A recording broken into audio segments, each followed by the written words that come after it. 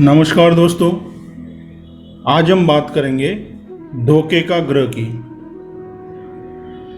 देखते जाओ कि वह कहीं धोखा ही न कर जाए। तो जनरली हम आम जीवन में, हमारे आम व्यवहार में हम धोखे को नेगेटिव लेते हैं, मगर यहाँ लाल किताब में धोखे की जो बात की गई है वह पॉजिटिव और नेगेटिव दोनों हो सकती है, यानी अच्छा या बुरा दोनों में से कोई भी हो सकता है। तो यहाँ पंडित जी हमें क्या कहना चाहते हैं उसे हम देखते हैं। जन्म कुंडली के खाना नंबर 10 का ग्रह जब वर्षफल के मुताबिक दोबारा खाना नंबर 10 में ही आवे तो वह धोखा, वो अच्छा या बुरा का ग्रह होगा। यानी पंडित जी हमें यहाँ क्या कहना चाहते हैं कि जन्म कुंडली, हमारे पास एक जन्म कुंडली है, उसके खाना नंबर 10 में जो ग्रह है वही ग्रह जब हम जन्म कुंडली से वर्षफल कुंडली बनाते हैं तो वर्षफल में ही खाना नंबर 10 में वही ग्रह आता है, तो वह ग्रह धोखे का ग्रह होता है। उसे हम देखने की कोशिश करते हैं कुंडली के माध्यम से। ये हमारे पास जन्म कुंडली है। तो पंडित जी का कहना है कि जिस जन्म कुंडली में जो ग्रह 10वें भाव में है वही ग्रह जब हम इसी जन्म कुंडली से वर्षफल कुंडली बनाते हैं, आप सब जानते हो कि वर्षफल जो है वो जन्म कुंडली से बनता है। तो जब हमने वर्षफल बनाया तो उसमें भी वही ग्रह, जो ग्रह 10वें भाव में है लगन को जन्म कुंडली में, वही ग्रह यदि वर्षफल में भी 10वें भाव में आएगा तो वह धोखे का ग्रह होगा। यह पंडित जी का कहना है। फिर आगे हम देखते हैं पंडित जी क्या कहना चाहते हैं। अब आगे पंडित जी कहना चाहते हैं, अब अगर नीचे दी हुई फेहरिस्त यानी सूची या टेबल के मुताबिक भी वह नंबर 10 में आया, वह ग्रह धोखे का ग्रह साबित होवे तो ऐसा ग्रह जरूर ही धोखा देगा। तो पंडित जी अभी क्या कहना चाहते हैं, दूसरी बात क्या कहना चाहते हैं कि नीचे दी हुई फेहरिस्त यानी जो टेबल सूची जो नीचे दी है उसके मुताबिक भी पंडित जी यहाँ पर सूची या चार्ट की बात कर रहे हैं। तो हम देखेंगे वो चार्ट या सूची क्या है। पंडित जी ने जिस चार्ट या टेबल की बात की है, सूची की बात की है, उसे हम समझने की कोशिश करेंगे और बनाने की कोशिश करेंगे। तो यहाँ पंडित जी आगे लिखते हैं, पेशानी में ग्रहों की तरतीब यानी क्रमानुसार। और यहाँ पे पेशानी का अर्थ है कि जो दिया हुआ है, यहाँ पे जो दिया हुआ है वो ग्रह की तरतीब यानी क्रम, ऐसा पेशानी का अर्थ होता है।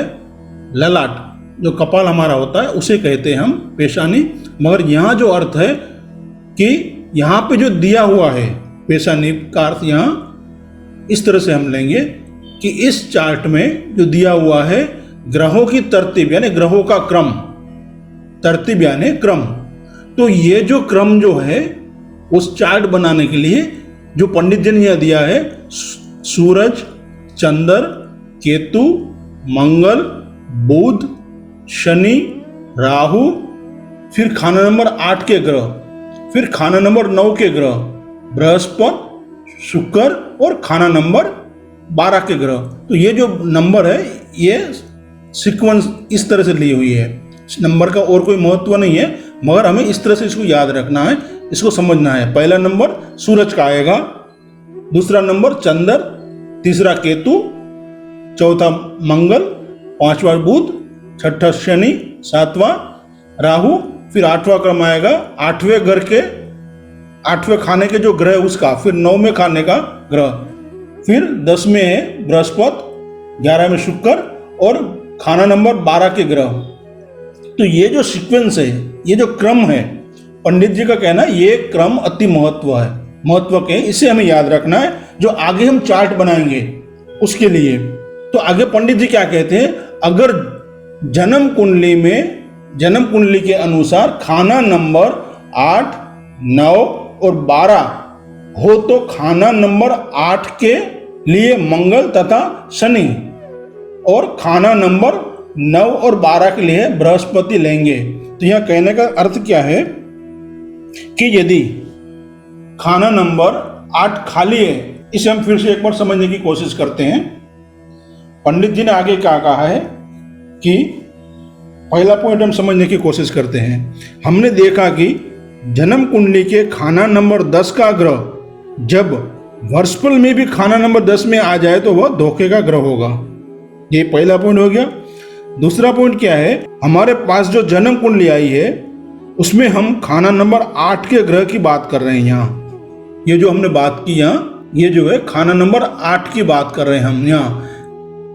तो यदि खाना नंबर 8 खाली है तो यहाँ हम मंगल या शनि लेंगे, तथा खाना नंबर 9 और 12 खाली है तो वहाँ हम बृहस्पति लेंगे। तो जन्म कुंडली से धोखे के ग्रह के लिए जो चार्ट हम बनाएंगे वह 120 साल तक का हम बना सकते हैं उसमें।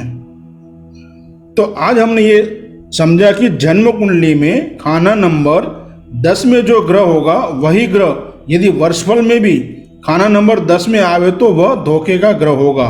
दूसरा पॉइंट है, नीचे दी हुई सूची यानी टेबल के अनुसार नंबर 10 में आया हुआ ग्रह धोखे का ग्रह साबित होगा तो ऐसा ग्रह जरूर धोखा देगा। अब यह टेबल जिसकी बात की है पंडित जी ने, उसे हम अगले वीडियो में बनाने की कोशिश करेंगे। अगले वीडियो में हम धोखे के ग्रह की तलाश की बात करेंगे। तब तक के लिए नमस्कार, जय माता दी।